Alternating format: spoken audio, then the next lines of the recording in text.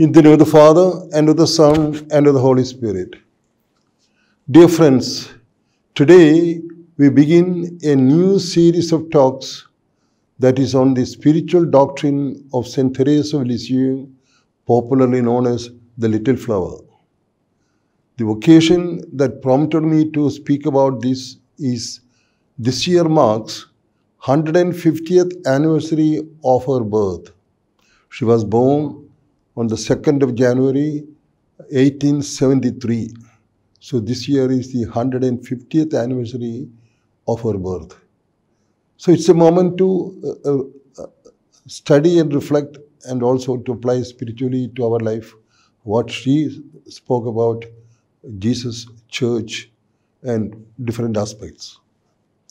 Today, we take the first part, that is Therese and Jesus. Her spirituality is both vertical and horizontal. First, her relation with God, and for her, relation with Jesus is more appealing than Christ.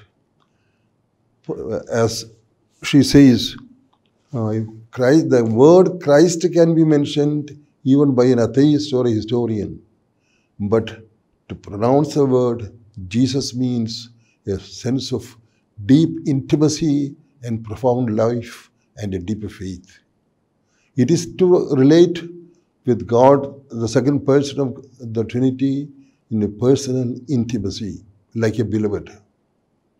And she starts, especially when she wrote it, when she entered CARMEL, there was an accusation against her that she was going to join the cloistered CARMEL of Lisieux because her elder sister, Pauline, was already in CARMEL.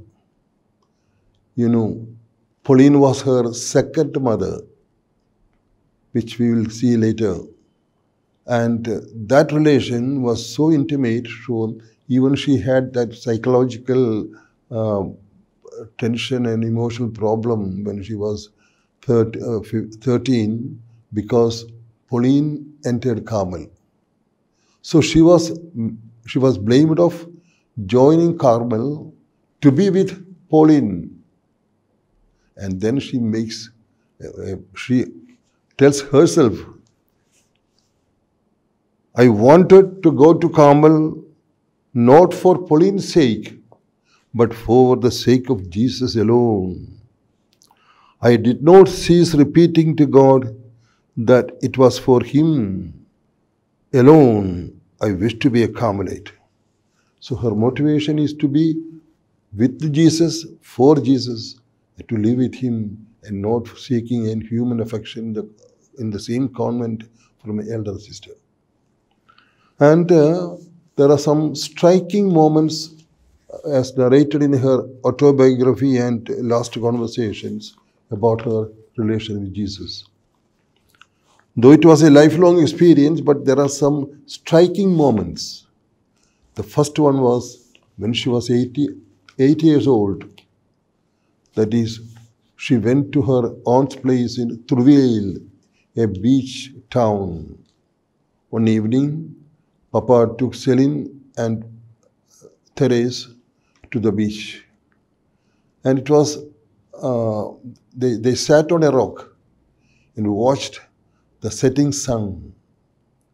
And she was, it was a mystical experience. She looked at that sun going down like a red globe.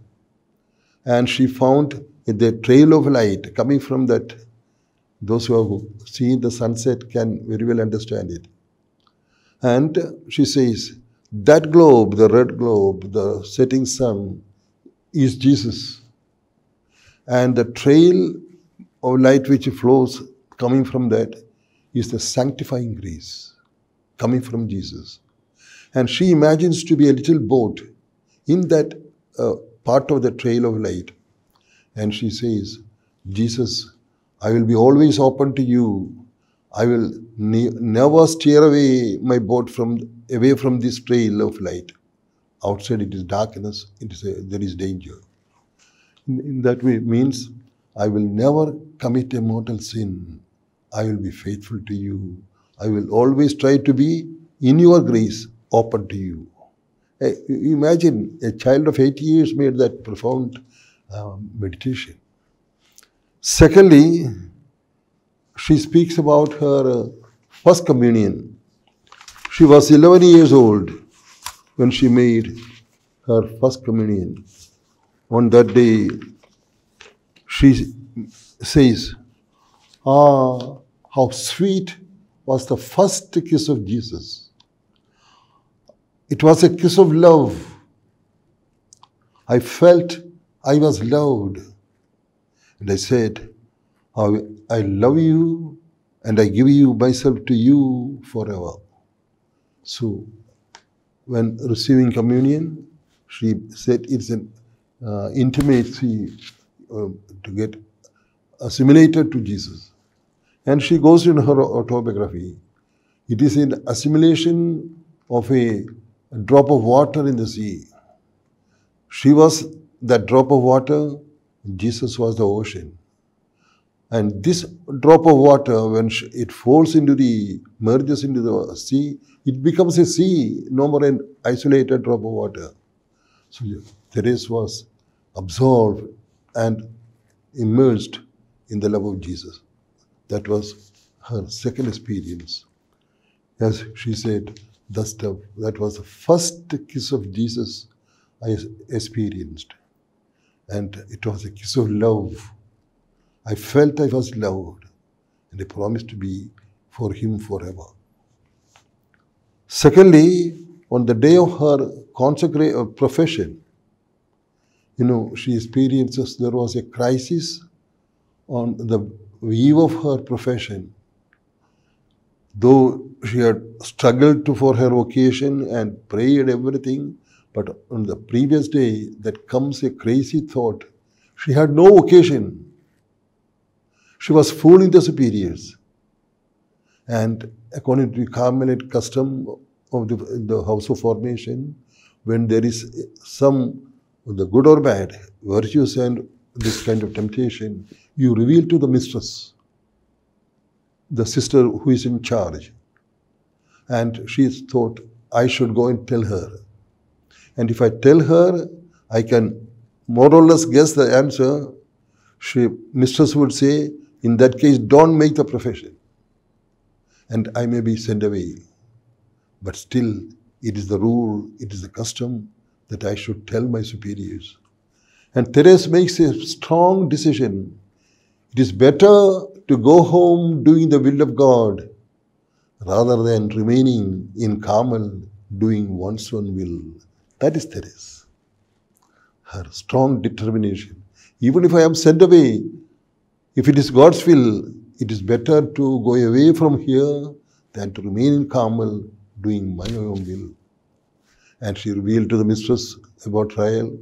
And she says, the mistress who knew me more than I did about myself said, forget about it. You have the vocation, make the profession. With a peaceful mind, she made the profession. On that day, she made an act of consecration to Jesus. Oh Jesus, my divine spouse, Jesus, I ask you for nothing but peace and love, also love. Jesus, may I die, martyr for you, etc., etc. You may find that whole prayer of consecration on page 166 of that autobiography, the story of his soul. You will find the whole text. So she renewed her intimacy with Jesus on the day of her transmission. The fourth moment is toward the end of her life. As we will see, her spiritual suffering, she had a tremendous temptation against faith that lasted for 1.5 years.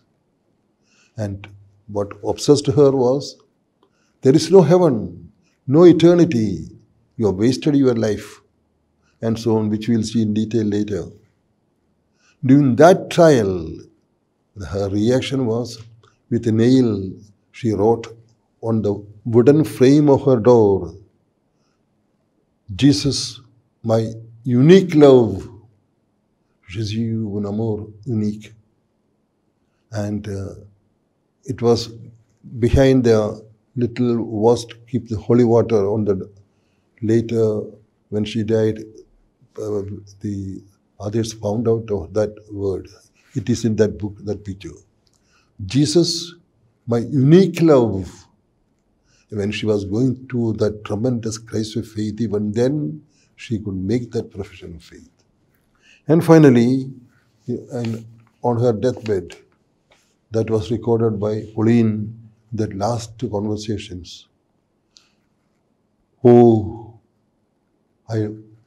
how I love him, my God, I love you. Maybe if this was, she might have said, oh Jesus, I love you. Because for Pauline, she did not know the importance Therese gave to Jesus rather than a God. Oh God, I love you. It would be more correct to say, she might have said, oh Jesus, I love you. And that was her last words and intimacy of Jesus. So this is the first point of her spiritual doctrine, friends.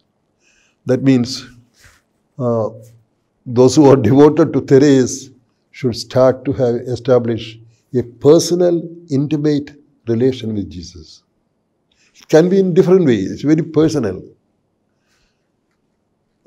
Therese of Avila and John of the Cross addressed, my beloved. Therese of Avila on her deathbed, she said, Señor mío, amado mío, my Lord and my beloved. And John on the cross, during a tremendous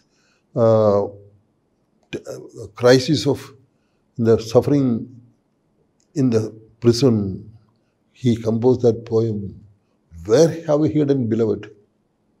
So that's a common. And I thought St. Thomas would make another way, my Lord and my God, my Lord and my God. So each person may have a personal way of relating with Jesus in a very intimate way. Common would be like my Lord, my God, my spouse, my friend, and so on. So it's a moment to ask, what is my relation with Jesus? How I address him, how I talk to him, I express my intimacy with him. So that's the first message we can have from Little Flower.